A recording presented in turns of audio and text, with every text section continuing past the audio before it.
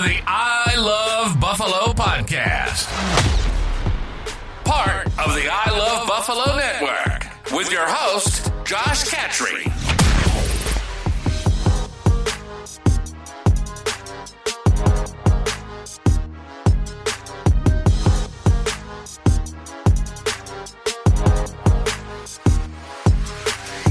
Welcome, good neighbors, to the I Love Buffalo podcast. I'm your host, Josh Catry. If you're new to the podcast, a little bit about me. I'm a local jiu-jitsu coach, entrepreneur, part of systems such as Buffalo River Works, Pearl Street Brewing Company, and a writer for the Society of Problem Solvers on Substack. A little bit about the podcast. We'll cover everything from news to business, ideas, history, sports, politics, nature, outdoors, entrepreneurship, and all the things in between that champion our underdog city and the people in it. Thank you so much for tuning in. Today on the podcast, construction at Silo City nears completion. Protests happen downtown. We revisit the Angola Horror, a train disaster. The new Bills Stadium reaches a construction milestone, and Buffalo's second female jiu-jitsu black belt is awarded. All of this and more on this episode of the I Love Buffalo podcast. Maybe you could take me out, and you could show me the whole town. Anything you want, you know I'm down. And I ain't even mean to make a sound. And you'll be with me every night. We can hit the clubs till the sunrise. Anywhere we want, we'll get it right. And I'm not taking anyone's advice, 'cause I like you like me too. Make me go ooh, so aesthetically pleasing. And when I get you, I'm teasing, 'cause I like you like me too. Make me go ooh, can I take this trip with you? Take a trip to Miami. Yeah, we can live with... That right there was local R&B singer and songwriter Olivia Amorian, who reached out to us on our social media platforms after hearing the podcast. We were happy to help promote her song, Miami. That's an original song from her. So check her out on social media platforms. Olivia Amorian. That's Amorian. In our first clip here, we're going to talk about construction at Silo City. So the project at Silo City in Buffalo, New York is something I'm actually pretty familiar with. Before we got involved with Buffalo River Works, we took a strong look over at Silo City and actually invested a bunch of remedial money into it, trying to clean up the properties.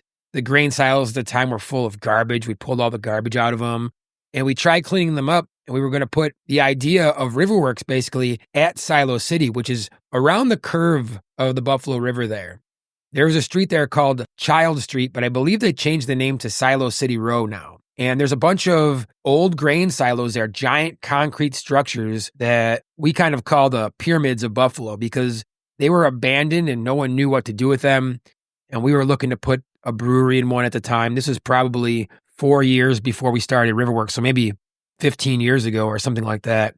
And we cleaned up a bunch of the stuff there around Child Street and inside some of the grain silos. And some of those elevators are the historic ones known as Marine A elevator. That was built in 1925. Lake and Rail elevator and the Perot elevators that are all back in that same area around the bend there. There's still a few active grain silos there as well on the other side of the river.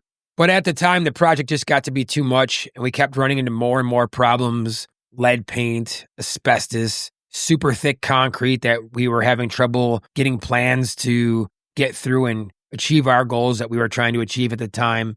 After we put a bunch of money into it, we had to abandon the project. And luckily we found Riverworks after that, which required less remedial efforts, but still had a bunch of grain silos on the property that we wanted to turn into a brewery and things like this. After sitting pretty dormant for a few years at Silo City, back in 2021, there was a big announcement that they were going to turn some of these grain silos into apartments and to a massive complex there. And there was a Florida-based investment firm that was going to be coming in to try to develop this area. They were going to put a lot of money into it. I believe at the time, they were estimating like $60 million, which is a huge investment to redo the entire property.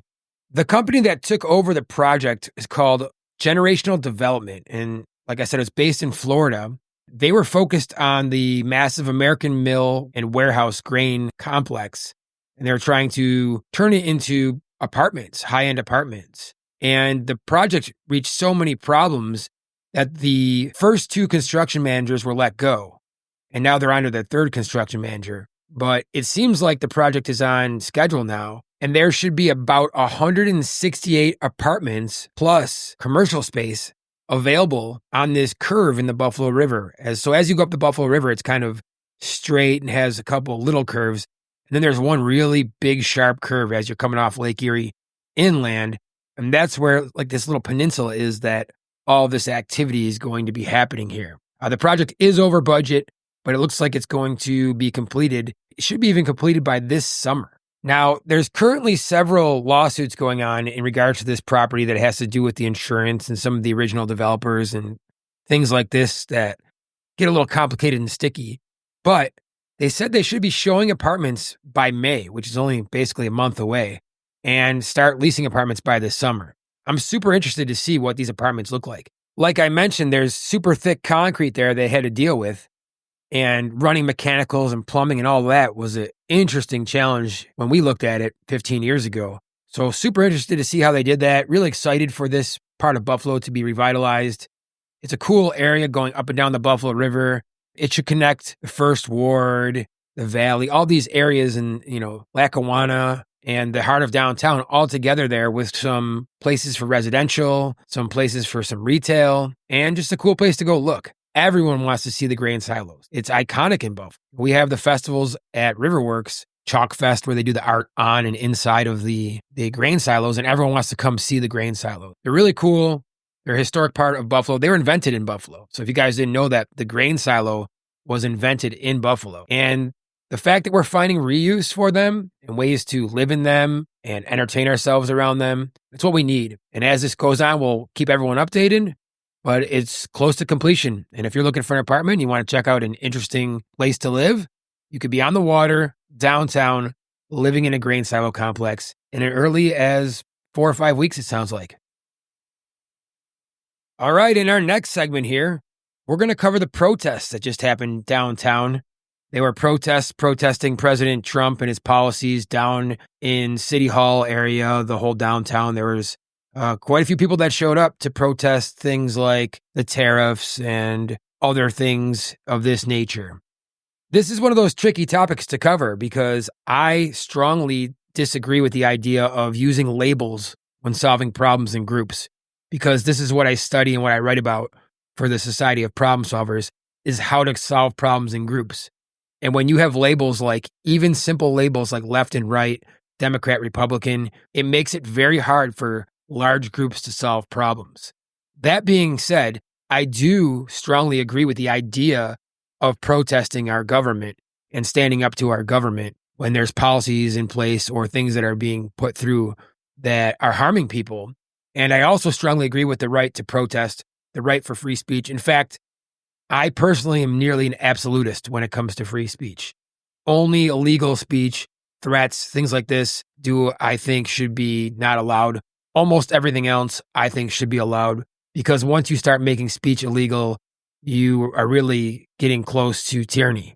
Speech is the First Amendment for a reason, and people should have the right absolutely to protest and air their grievances to governments like we saw over the weekend. I want to use these protests as an opportunity to look deeper into how we solve problems with government. And this is something that I study pretty deeply, solving problems in groups in general. First, I want to address labels. The reason that the media and people try to label us so much is because when you have all different sub-labels in a group, it causes problems for group problem solving. It's hard for groups to come to consensus or find solutions to problems when there's too many labels. Because what happens is labels cause echo chambers cause groupthink, and groupthink can cause tyranny, in that order. So when we remove labels, or we only use one label like, hey, we the people, or America, like a big label, we're much better off solving problems in groups. When we think about simply what government is supposed to do, it's supposed to be a referee basically between people, and the Constitution is supposed to hold government at bay from being tyrannical against the people. And when we come together, we're supposed to have representatives that help us solve problems in groups. There's a lot of problems with this system. The first is that the representatives have no idea what the people even really want. We're given 2 choices or 3 choices, but where do those choices come from? They came from political parties, which are centralized, and they have say over those items. They put them out there. They're often very divisive. So you put 2 choices out that are very divisive, and we don't really get anywhere. We just stay divided because half the country thinks that one idea is a good idea, and half the country thinks that idea is a bad idea, a horrible idea. Very simply, voting only gives people a choice. And that is not the best way to solve problems in groups, is a multiple choice way. The best way is to give people a voice. And the best way to give people a voice is with systems called collective intelligence systems, where all the members of the group have the ability to be creative on their own, independently. And then those ideas are shaken out to find out what the best answers are. So, for example, when you give 2 choices for voting and you say, hey, here are the choices, these 2 very extreme choices, and you take something, let's say like immigration, right? We can do these very, very strict immigration things or super, super loose immigration policies.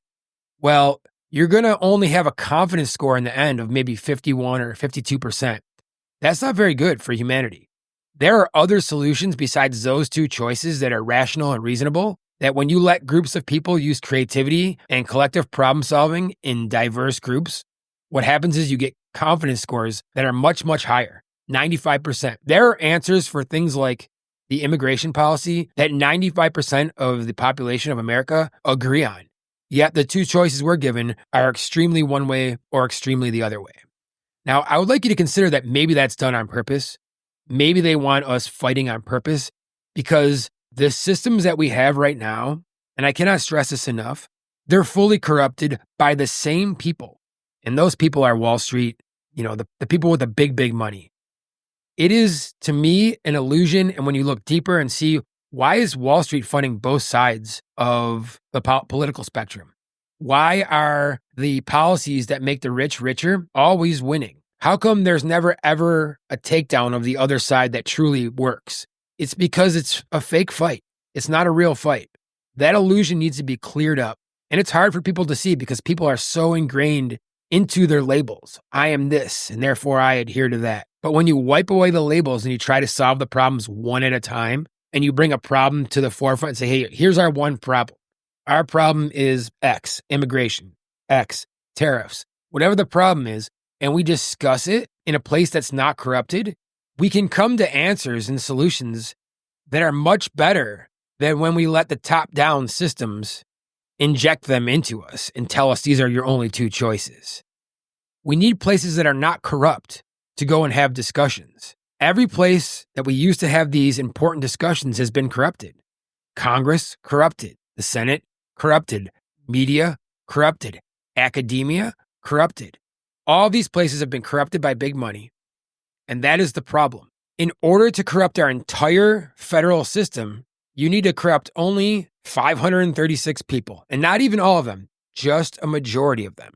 So you're talking about 435 representatives in the House, 100 senators, and 1 president. If you corrupt those 3 things, you basically control our system.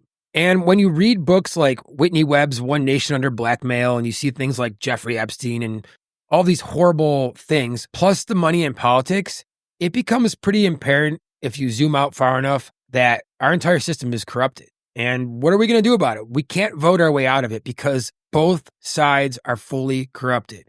Everyone thinks their side is better than the other, but what if they're really not? What if they are both fully corrupted?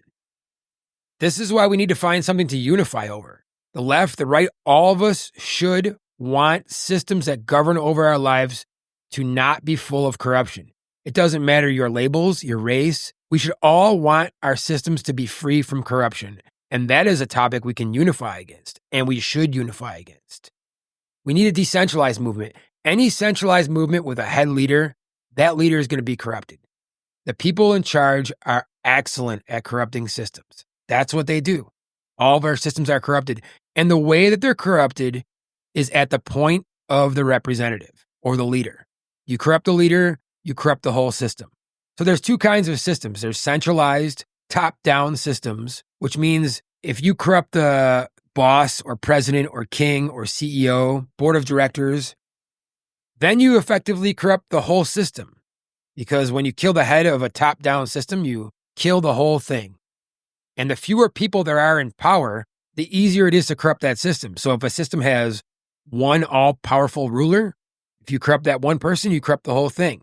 At the time it was invented, America was decentralized for the time, especially compared to all the other countries and systems that existed. But today, it's been re-centralized through our political parties, through federal laws, and now the number of people needed to corrupt it is much smaller, and the power to do so is much greater now that the population has boomed and the amount of money in the economies and in Wall Street is booming. And so when you consider all these things that are in place, it does not seem like that hard of a system to corrupt. Our biggest problem right now is that our computer system to run humanity is fully corrupted. So imagine you had a computer and our computer is totally corrupted. That's where we are right now.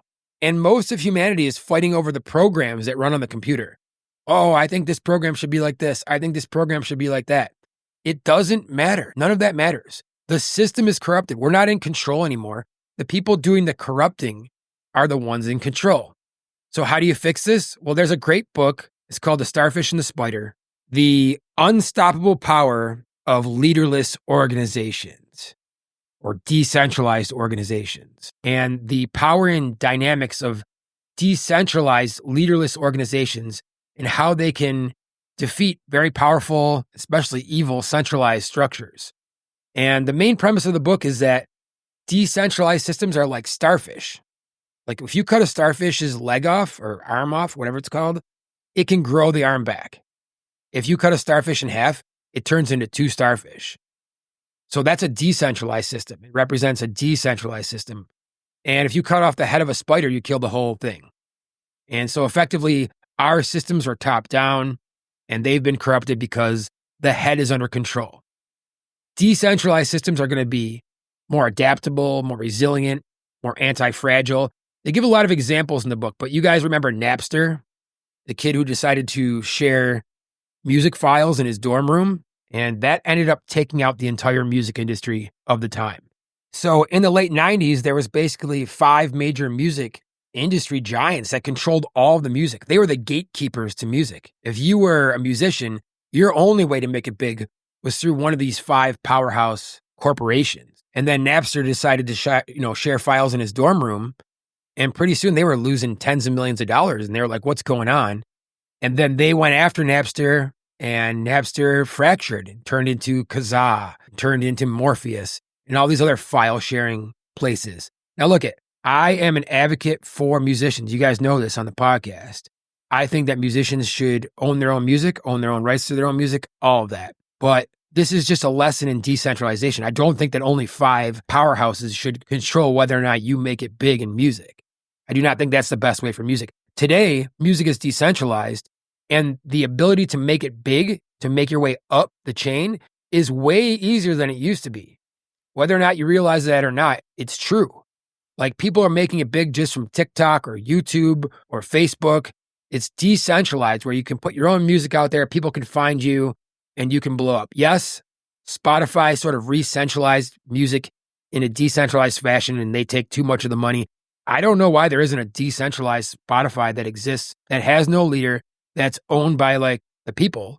There should be something like this. It's very decentralized, and more of the money should go back to the artists. But I do think that the decentralization of music overall has been a good thing. The people that have won the most are the artists. They, maybe not the very top end echelon that were making all the money, but overall, artists have a lot more chance to have their music discovered and make it onto the charts and spread and go viral. So that has improved. And the other thing that has improved is the customer's experience. So the people buying the music can buy just the songs they like. So the artists and the customers win, and the powerhouse, centralized, corrupt 5 giant music conglomerates all suffered. The same thing has happened in the last 5 years or so with media. So the powerhouses of CNN, MSNBC, Fox News, they've all lost 95% of their viewership or more. To what? To the decentralized YouTube, social media, to Substacks. The New York Times has lost tons of readership, and who has gained is the independent writers. And this is based on trust. Media is based on trust.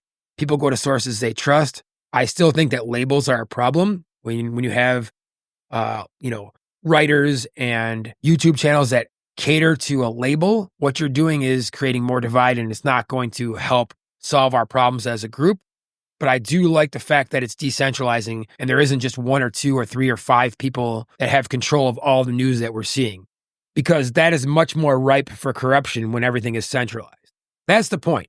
Centralized systems are easy to corrupt because you have to only corrupt the top of the system. So our political structures are no different. They're all corrupted because the politician is corrupted. Maybe that corruption is some money in politics. Maybe that corruption is blackmail. Maybe that corruption is a bribe. Maybe that corruption is a favor. Maybe the person got in trouble in the past and owed somebody. There's all different ways people can be corrupted. And maybe they don't even know they're corrupted. Maybe they just ideologically captured into one area and have to go that way. And that's enough to get them to do what the people in power want them to do. So kudos to everyone who has the energy and the gumption to stand up to corrupt government. The left does it, the right does it. Both of you are right. Both of you are correct, in my opinion. The government is corrupt. You all pointed out, but the whole system should be the target of protests. You can never fix it by replacing a person if the system is corrupted. That's like saying you're going to fix your corrupted, hacked computer by replacing a program on the computer. It's not going to fix the corruption itself. The corruption is caused by the system. In order to fix that, we need to build a new, upgraded system for humanity to operate on, one that's way harder to corrupt, decentralized, radically transparent, and one that gets results.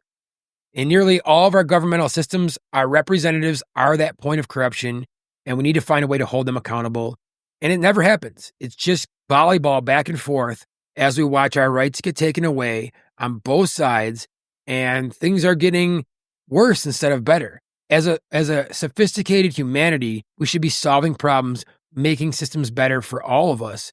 And we're doing the opposite because we're allowing our systems to be corrupted. We're not in control of them. The people doing the corrupting are in control of them. We must decentralize but organize.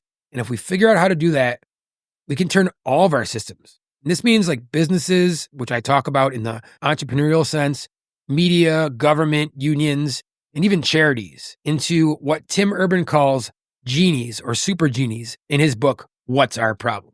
And how do we do that? It's a new branch of science. It's called collective intelligence. And we start from the bottom up. We start with the problem, one at a time. We don't start with the side. We don't say, oh, I'm on this side. You're not going to solve a problem that way. Because once you say you're on a side, then you have to adhere to all the things listed on that side. And it's so crazy to me that some of these policies keep switching sides. 15 years ago, the policy used to be on this side. Now it's on this side. And now it's back on the other side. So there's no way to solve it if the policies keep switching sides and it's so confusing. We need to take our problems one at a time and unify under one label, problem-solving humanity, and fix the problems one at a time and build a place we can go, a new place that's harder to corrupt. Because as long as we keep trying to use the systems that are corrupted, we're just going to be treading water. We're never going to get to the place where we're fixing our actual problem. The idea of collective intelligence means that groups of people are smarter than individuals. To me, it's not even debatable, really. It's a fact. Groups of people are smarter than individuals. They're just more dangerous. So groups of people can solve problems way better if there's high trust between us. And we can have opinions that are strongly different and still come up with answers that are rational and reasonable. I've done this myself. I've taken things that are very far apart in a collective intelligence system and gotten answers that were very cordial, that had high confidence scores between the participants. And we were able to enact policies in other systems where almost everyone agreed upon it. And the original disagreements started off almost as divided as our politics today. The key was to disavow the labels and solve problems as one label and one group and try to find an answer that's best for everyone. And they exist. I'm telling you right now, this is testable. You can try it. You can try it on your own. If you're in charge of a system, try to decentralize your leadership and ask the crowd, instead of telling them what to do. Ask the group. Find a way to extract information from the group. There's collective intelligence systems that are being built to do this. Basically, you play like a game to try to figure out what answers are the best in the group. And when you're solving problems, everyone is anonymous. They're just their ideas. So if I asked all of you, hey, who do you think I should have on as a guest for our first guest here on the podcast? If everyone answered, you'd play a game basically like an economy game where everyone has coins, or a push and pull game where we decide who that would be. And when we do that, the crowd will come up with an answer that's wise. And when I say wise, wise in many ways. Yes, wise and correct, wise in creativity, wise in resolving conflicts between people. There are much better ways than voting to solve problems in groups. And we don't have to do this old, archaic way anymore. Yeah, everyone deserves a voice. We don't have a voice right now. How do our politicians know what we really want as people? We're being told, hey, these are our choices and choose. And there's a much, much better way. At the very least, they should hear our voice. They should know what the million people in Buffalo think together is the best solution to each problem. Instead of, oh, here's your two choices and they're both corrupt and both made to divide us. Because that's what I believe. I believe they're made to divide us. I believe the number one rule for the people that are corrupting our systems, I call them the corruptors. I don't label them anything that I don't know about them. I just call them the corruptors because it's obvious. Our systems are corrupted. And the number one rule for the corruptors is to keep us labeled and divided. Therefore, we should buck that rule, disavow labels, be one group, one humanity, one people, and solve problems from the bottom up without their permission, they can have their input, but their say has no more stronger say than any one of us. So if they put their input in the system, because it's decentralized, every voice is the same, and then we play an economy of ideas to find out what idea we think is the best. All right, as you can tell, I'm very passionate about this topic. This is a very important topic to me because I think that all of our systems are corrupted and can be run so much better than they're currently being run. I respect everyone that protests, everyone that voices their opinion. But I just ask everyone that listens to this podcast, take a minute, step back from your labels, and ask yourself, is there a better way for us as groups to solve our problems besides the way we currently are?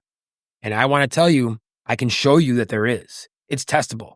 I can take a system of 1,000 people and let you guys vote and try to solve a problem, and then take 1,000 people and we'll use collective intelligence systems to try to solve a problem. And the collective intelligence system will win. We'll solve the problem better 100 out of 100 times. All right, in our next segment here, we're going to go back into Buffalo's history. This is the Buffalo history segment. I love these segments because I am not a history buff. And I really enjoy reading about history and diving in especially about Buffalo. This one is about the Angola Horror. It is a train wreck that happened. So far on the podcast, we have done 375 million years ago in Buffalo, New York, which when we were like a shallow sea. So we have a lot of fossils here found from that shallow sea during the Devonian period. We also looked at 11,700 years ago, which is not that long ago. We looked at the Ice Age and when the Ice Age ended. We encourage you to go back and check out those episodes of the podcast. And we put a lot of love into those and researched it pretty well and shared some information about those two periods. But we're not going to go in chronological order here and just keep going forward. We're going to bounce around a little bit. So right now we're going to go to December 18th, 1867. It's just a week before Christmas. And one of the worst train tragedies in the history of the United States happened in Angola. On a freezing cold December afternoon in 1967, the Lakeshore Express train was racing down the tracks near Angola, New York, packed full of holiday travelers heading home. And they had no idea they were just minutes away from disaster. As the train crossed a small bridge over Big Sister Creek, which if you're not familiar, this is one of the tributaries that runs out to Lake Erie. It gets runs of steelhead trout, so I've fished it before. It's kind of a smaller creek, but near the mouth, there's a lot of really good deep pools where you can catch some trout in it. One of the wheels in the rear cars suddenly broke, and the last two passenger cars derailed, plunged over the edge like a ravine, rolled down the hill, and burst into flames on the side of the ravine. These were wooden cars, and inside those wooden cars, they were being heated by coal stoves at the time, lit by kerosene lamps. chaos turned to horror. It was the fire that really got it. So survivors described the scene as unimaginable terror. One man recalled the screams, the heat, the smoke. It was like being burned alive in a fire. A young woman said, "We were trapped like rats. Dozens were killed, burned, drowned, or sadly crushed. And the final death toll was 49 people." Newspapers across the country called it the Angola Horror. So even back then, the newspapers were doing the best to sensationalize things, but this really was a horrible, horrible thing. The New York Times even wrote that no pen can do justice to the scene of suffering and death that existed here. The public outcry around this was immediate. And for the first time, Americans began to question the safety of railroad travel. So you look at all these tragedies that happen in industry and horrible things like child labor, or even things like, I always think about like, who was the first person to eat that mushroom or that plant and then died? At least from this tragedy, good things happened. The first thing was that coal stoves were banned from passenger cars on trains. They also started switching wooden train cars to ones made of steel because the steel ones can't burn as easily and they're stronger. And there was a new braking system put in place that used air brakes instead of manual brakes because the old braking system contributed to the wheel failure and it falling off. So the Angola Horror marked a turning point where technology, tragedy, and public outrage combined to spark a new era of transportation safety, which this has happened in flight, this has happened with cars, and it happened with trains. And the tragedy that happened with trains that really sparked it happened right here in Western New York, in Angola, along the lake, over Big Sister Creek in 1967. Up next, some good progress news. The new Bills Stadium reached a construction milestone. So on Friday the 4th, they had a ceremony and that commemorated the placing of the final piece of structural steel on the giant, massive building 14 months after the first piece was placed last February for the project. Now it's about 2 years into the whole project. The whole thing is about halfway done. So to give you a scope or give you like a feel for what this project really is, there are 1,200 workers currently on site that are working on it. And by the summer, it should reach about 1,500. And they have put 1.7 million hours on the job, averaging 6,000 hours per day. That number is expected to double by the end of the project for the workers in construction, as well as masonry, electrical, plumbing, all of this. More than 22,000 pieces of steel, weighing more than 25,000 tons, have been put into place using several immense cranes, with 16 fabrication companies being used to produce the steel. Most of that steel has been produced or fabricated in New York, and over 46,000 cubic yards of foundational concrete and miles of piping have been installed as well. The next focus for the project is on installing precast materials. So it's like the outside of the building, the exoskeleton of the building, and this will include precast architectural, perforated metal, and glass panels that capture the outside views of Lake Erie and downtown Buffalo. Also, the grass field contractor is in the stadium now to help build the infrastructure for that, needed to maintain the natural grass playing surface year-round. Terry Pagula, the owner of the Bills, has said that every worker that works on the project will have their name recognized by having it placed on a wall there as like an honor to them. So that's kind of cool. So if you work on the project at all, apparently they're going to honor you by putting your name somewhere in the new stadium. As a side note, a lot of the rock that was excavated for the stadium is from the Devonian period that has rich fossil beds in it. And I'm wondering where that's going. So I've talked to a lot of the local fossil experts, and everyone's wondering where that rock is going and if anyone can go sort through it and look for some fossils, because that's new broken rock that you don't always get the opportunity to look through. And that rock is sitting there somewhere. And if it's just going to sit in a rubble pile somewhere, why not let some fossil people look through it? So if you have any idea where that's being taken, please reach out so I can let the fossil people know, because they are foaming at the mouth to be able to take a look and see what some of this freshly dug up rock has to offer in terms of fossils and minerals and other things. One final note in sports news, the Sabres are 7-3-0 in their last 10 games, but unfortunately they're still on the verge of being eliminated from the playoff race, as the team that they're chasing basically only needs one more win, and the Sabres can't catch them. There's 6 games left, and they're playing awesome, but it looks like it's pretty much too late. We're not going to be able to know if this change since the trade deadline is real, but it feels real. They're scoring a lot. Tage Thompson has 43 goals, and he has an honest shot at 50 goals this year because he's been scoring so much lately. He got a hat trick in the last game. Also, Dahlin has 47 assists. The team's core keeps getting better, and it seems like they've surrounded these players with a few additions that have really sparked the entire team. Offensively, the team is really good. They're in the top 10 in the NHL. So they're entertaining. They're fun to watch. The problem is defense, goaltending. And right now, we don't really have a clear path as to who's going to be the goaltender next year. Reimer's in net right now, and he's like an older goaltender, but he's been playing really good. If it was me, I would probably sign him for another year, see how he does. Luukkonen did not have a good year compared to last year, and we still have some really skilled goaltenders in the pipeline. And one of them, Devin Levi, just had his 6th shutout in the AHL, which leads the AHL. But oftentimes going from the AHL to the NHL is a difficult step. So we will see how that transitions. There is some hope, but I've been saying this now for 13 years. There's always seems like there's hope.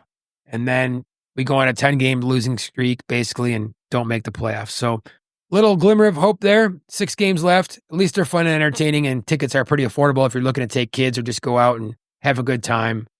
Enjoy the last 6 games of the season. In our final segment here, Buffalo, New York has a new female black belt.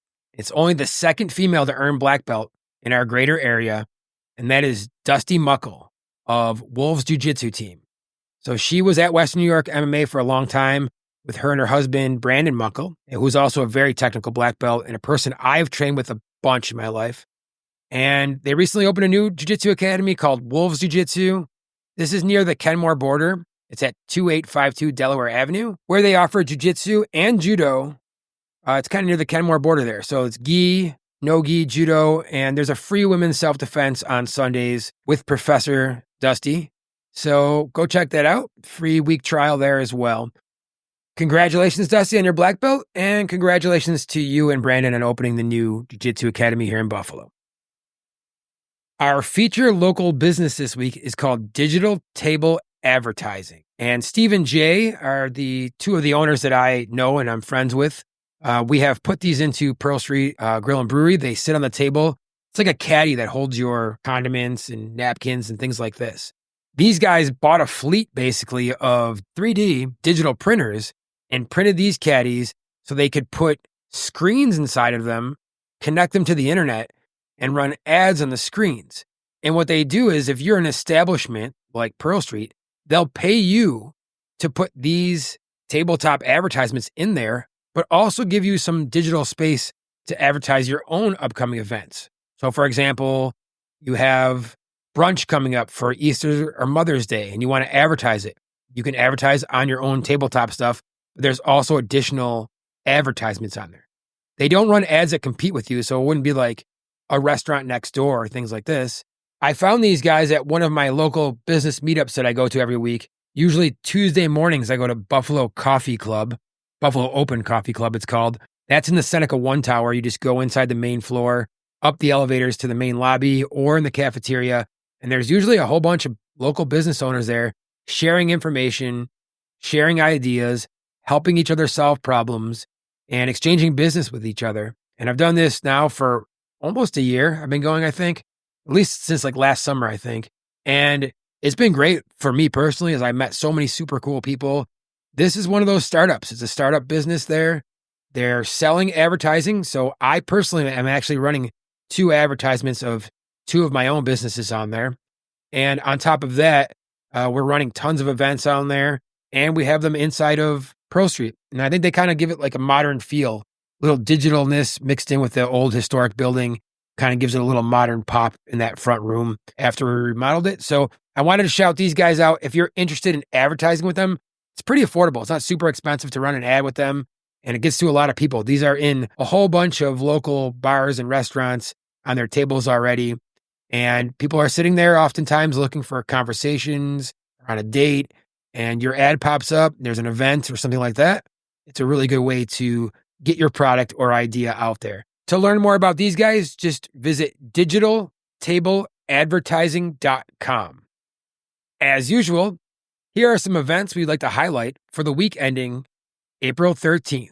First of all, at Buffalo Powerhouse, which is 140 Lee Street. This building's really cool if you've never been there. On 412 and 413 is the Easter Makers and Shakers Boozy Artisan Market by Step Out Buffalo. There's over 125 vendors with food and giveaways, and that is Saturday from 11 a.m. to 5 p.m. and Sunday from 10 to 4. At the Richardson Olmsted campus on the 12th and 13th from 11 a.m. to 5 o'clock is the Spring Market, also with vendors and an adult and kid egg hunt, food trucks, face painting, photos with the Easter Bunny, and more.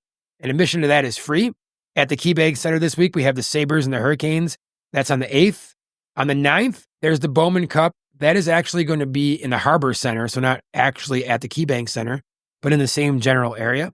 On April 11th, the rescheduled Kelsey Ballerini concert will take place. And on the 12th at 7:30, the Bandits versus the Thunderbirds. At Shays, from the 8th to the 13th, A Beautiful Noise, the Neil Diamond musical. Buffalo Riverworks, on the 9th is Killswitch Engage, and on the 11th is Bright Eyes. At the Kaz on the 10th, they have Comedy at the Kaz, and this is like local comedians Brett Raybold, Rachel Days, and Mike Shanks. At the Buffalo History Museum on the 10th is Trivia Night, so you can go and test your knowledge of our city, pop culture, and beyond. All right, everybody, thank you so much for tuning into the I Love Buffalo podcast. Just a reminder, Buffalo Open Coffee Club is at 7:30 a.m. at the Seneca One Tower. Get your kids into jiu-jitsu. It's the single best thing you can do for them, in my opinion. And just remember, a rising tide raises all ships. Here's your Motivational Monday speech of the day. If you stay in bed, if you stay on the couch, if you stay in your comfort zone, if you only do what is easy, your life will be hard. But if you do what is hard, if you get up, if you grind, if you are relentless, if you work as hard as possible, when other people are slacking off, your life will be easy.